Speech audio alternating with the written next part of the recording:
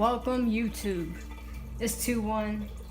This is the first episode of my new mini-series, Water Change Monday. I've never used RODI water up until this point. Also, in conjunction with using RODI water only, I will be transitioning from instant ocean salt to Red Sea Coral Pro salt. So, the way I'm doing this, or the way I plan to do this, is I will be doing a 5-gallon water change every week. I typically do a 3-gallon water change, which is 10%. I have a 20-gallon high tank with a 15-gallon sump. I've done the math for the water volume in the sump, and it comes out to be about 9.5 gallons. In my 20, I'm probably getting at least 18. That's probably overshooting it by a bit. I started doing a 3-gallon water change every week about 3 weeks ago, but I was using only tap water. However, I'm upping this from 3 gallons to 5 gallons because my water volume is about 27.5. 5 gallons is roughly 25%. I'm doing bigger water changes because I want to get the dirty water out faster. In 5 weeks, I will have replaced all of my water volume with RODI water. The alkalinity in Red Sea Coral Pro Salt is supposedly runs around 12. Ever since I stocked my tank so heavily, my calcium and my alkalinity have been depleting like crazy. I have been dosing double, and that's the only way it seems to keep up with it. Hopefully, this water change will do it some good. Episode 1, Water Change Monday. You will start by getting the instant ocean into the water first. Typically, you would use 1/2 a cup of salt per gallon of water. 5 gallons, we're using 5 half cups. One of them is going to be Red Sea Coral Pro Salt. 4 of them are going to be instant ocean. Week 2, it's going to be 2 cups of Red Sea Coral Pro Salt, 3 cups of instant ocean. That's the progression, okay? So basically I'm gonna keep going until I get obviously to 5 cups of Red Sea Coral Pro. One thing I will say is that I'm not gonna waste the instant ocean. I'm actually at the bottom of the bag, so if there is some instant ocean left at the end of the 5 weeks, I am going to incorporate it as 1 cup of my saltwater mixes until the bag is completely gone. On to the water. So we have 5 gallons of RODI water. I just picked this up maybe 2 hours ago from the local fish store. Shout out to Richmond Aquarium. I'm gonna get the power head in here. I really want this to be nice and cold, so I'm hoping that it drops in temperature. I'm sure it's about room temperature right now. The Red Sea has to mix cold, keep the water cold as it says in the instructions. And what that does is it prevents the salt from precipitating out. Alright, so that's going. So here's my bag of instant ocean. There's really nothing left in here. This might not even last the whole 5 water changes, to be honest with you. I think I timed it pretty perfectly. The sooner we can convert all the way over to Red Sea Coral Pro, the better. 1.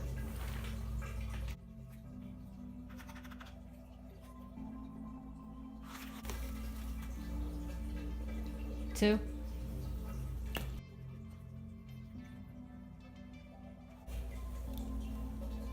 3.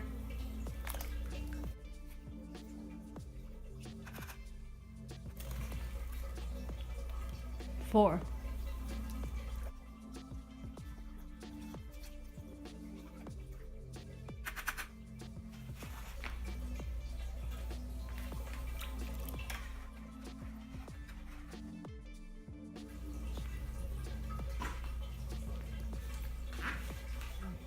'You can still see there's salt on the edges right there. I'm gonna play with the power head and whatnot, move it around over the next couple hours.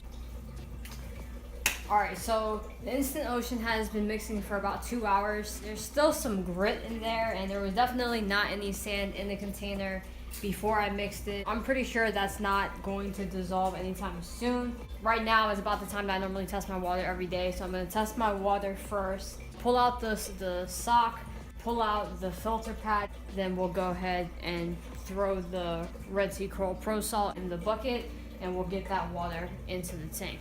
So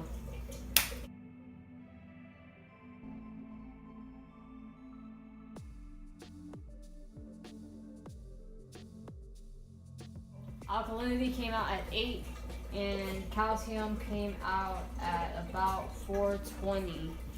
Now I'm gonna pull out all the filters in the sump.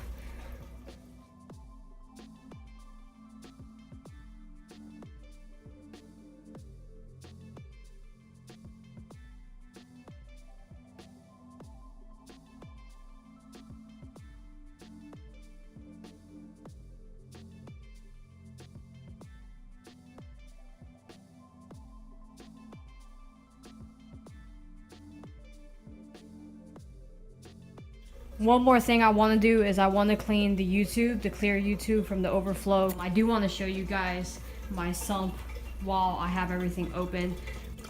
Nano overflow, acrylic box, right? Goes up, goes down, PVC, which I plumbed myself, 3/4 of an inch.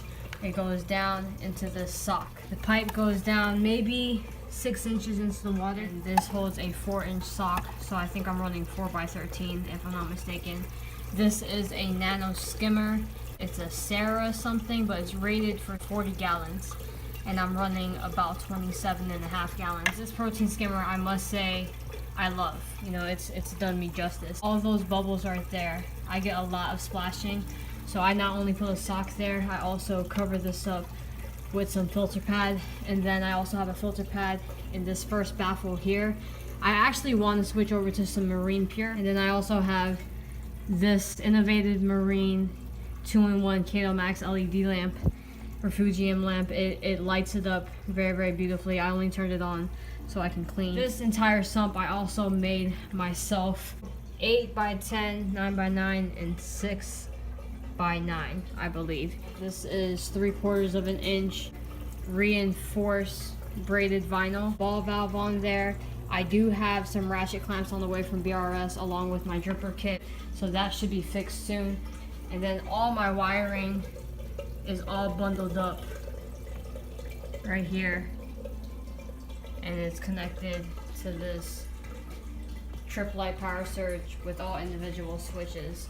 This is the media that came out of the sump, so I'm gonna replace this filter pad. This is the filter pad that I put above the sock to cover up that splash, and then this was the sock. This sock is a week old. I try to change my sock twice a week. I really realistically only change it once a week when I do the water change. Let's go ahead and get the Coral Pro. It's actually right here. Bam. We will go ahead and get this mixed in, to our bucket. As you can see, there's still some grit left in the instant ocean. Bam! Half a cup. Now remember, earlier I did mix 4 half cups of instant ocean into this. There's just a power head in it. It's not heated. So I'm gonna wait for this to mix for at least 30 minutes, and then I'm gonna go ahead and heat it up.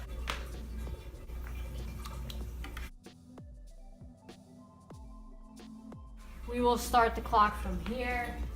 It is right now 6:39, so it's about 7:10 now. I need to write down the parameters of what I just checked. I didn't check the salinity of the tank, but last night when I checked it, it was at 1.026. I just calibrated my refractometer, and you do that by using distilled water, dropping it on there, using the screwdriver, adjusting the screw up top here until the line reads 0.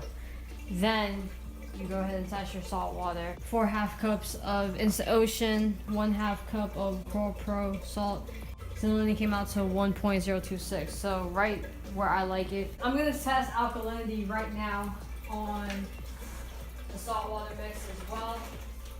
Alkalinity in the tank right now is 8. 2, 3, 4, 5, 6. Whoa, that's not right. Okay, hold on. I just got an alkalinity reading of 6 from the saltwater mix. Now that could be accurate because it's instant ocean and only 1/2 cup of the Coral Pro, but still 6? That just seems outlandish. So I'm gonna test one more time, because that is just craziness. 1, 2, 3 drops. 4, 5. Wow, look at that. Alkalinity 5 now? That is just craziness. That must, oh man, this doesn't expire until November 2020. Ay, ay, ay. What's going on? I need a better test kit. We don't know the alkalinity, apparently. We're gonna get the water in the tank. First, turn off the protein skimmer. The reason I'm turning it off is because once the water level rises in the sump, I don't want it to mess with the protein skimmer. Now, I'm gonna turn off the return. So now everything's gonna start to drain down. I'm gonna wait to see where it comes to. That's why I haven't pulled out the YouTube yet, because I want to see what the water level comes to on its own. It looks like I still have about 2 inches of headroom before the sump were to even overflow. So I'm golden. Now the MP10 and the Real 400 are remaining on, and here I go. I'm going to pull out the YouTube. Now I'm going to go clean the YouTube. Nasty.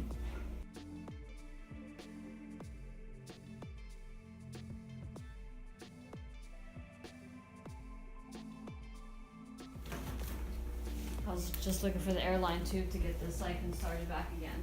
You stick the airline tube in about halfway, and then you stick your YouTube into your overflow, and then you just suck. There we go.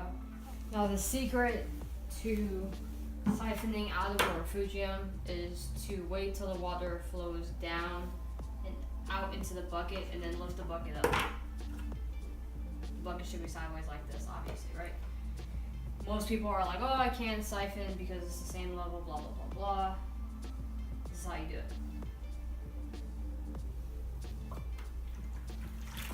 See?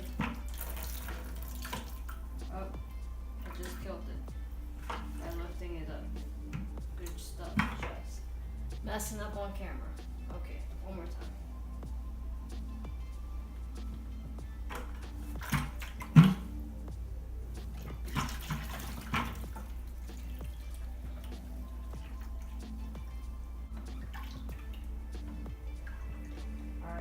That's all I'm going to take out of there, because I want to focus on getting most of it out of the tank. So now I turn off the MP10. But I'm going to leave on the Real 400.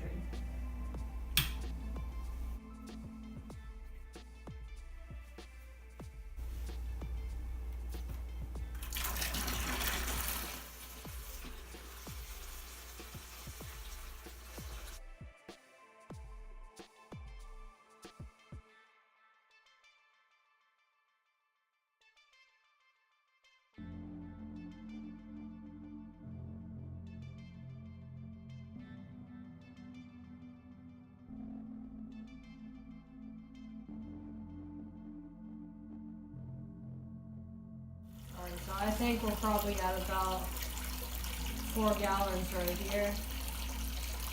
I'm gonna lift up. My Acropora is out of the water right now. My tricolor blue. I'm gonna take this and dump it. Alright, now I'm gonna take out another gallon. I don't know if I'm gonna have to turn off the Real 400 or not. This is the first time I've ever done this much water. So we will see if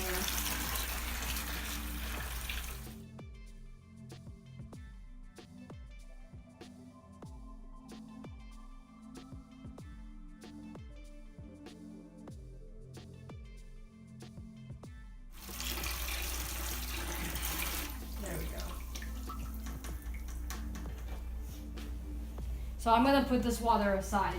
Reason being is because before I get filtration back in there, I like to rinse it off with old tank water and then put it back in the sun.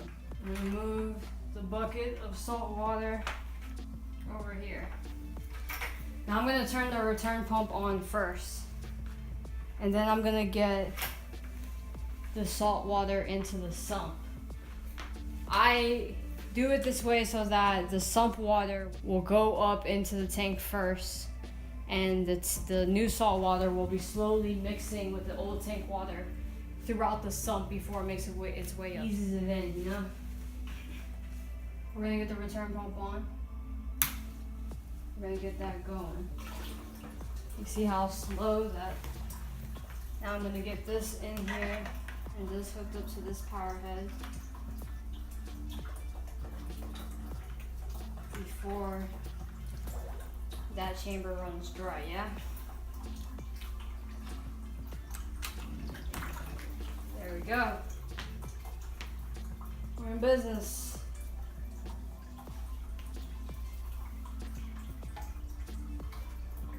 Okay.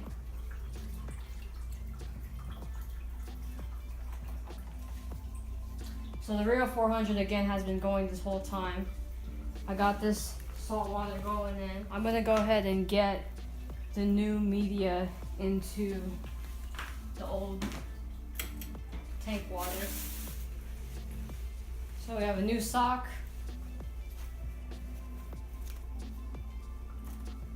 filter pad, 12" by 12" by 4". I'm gonna take another one. I'm just gonna cut it in half to use as the barrier that I put around the PVC pipe above the sock to protect all that oversplash.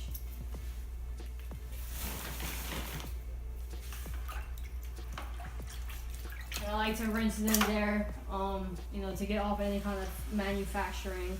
Oh, I'm slacking. To get off any kind of manufacturing residue that might be left over.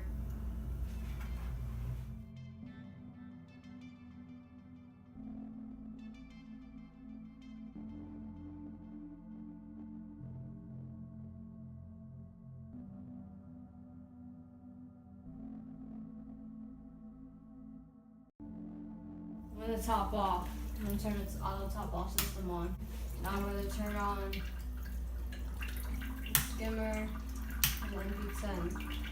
I probably left room for maybe a ½ gallon max. Alright, so things I learned today, right? Number one, whoa, you can see all the particulates flying around in the tank. Whoa, not cool. Look at this. No. Oh man, I hope that this isn't gonna burn my corals, whatever it is. Anyway, lesson number one, I learned today that I need to get a new test kit. I'm gonna let the tank settle in.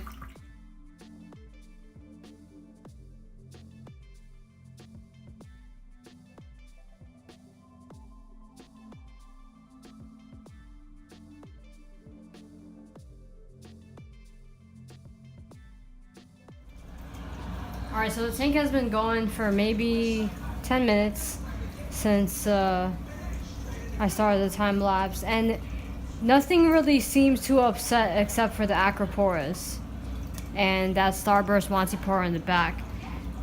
So that kind of scares me because those are the ones that those are the ones that need exact, precise chemistry, right? This purple stylophora down here, that thing is super upset. It is completely retracted. No polyps are out at all. But everything else seems to be doing fine. Everything looks like it normally would at around this time. 1, 2, 3, 4, 5.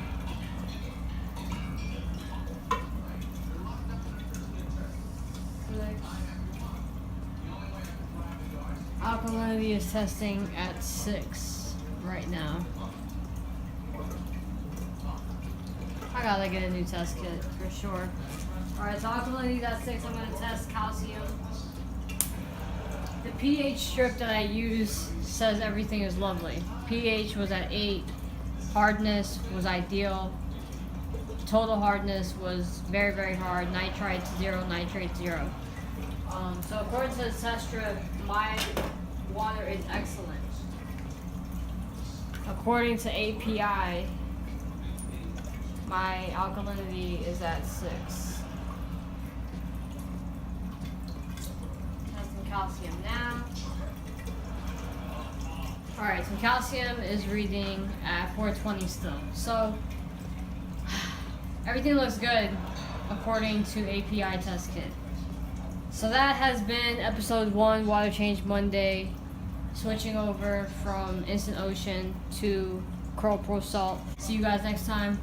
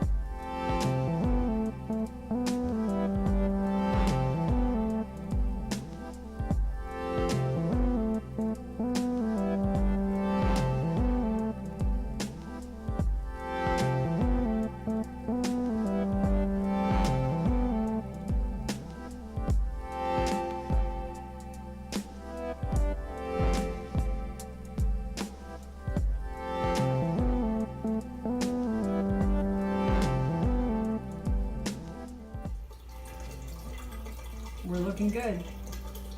First water change with RO and Coral Pro Salt, a success.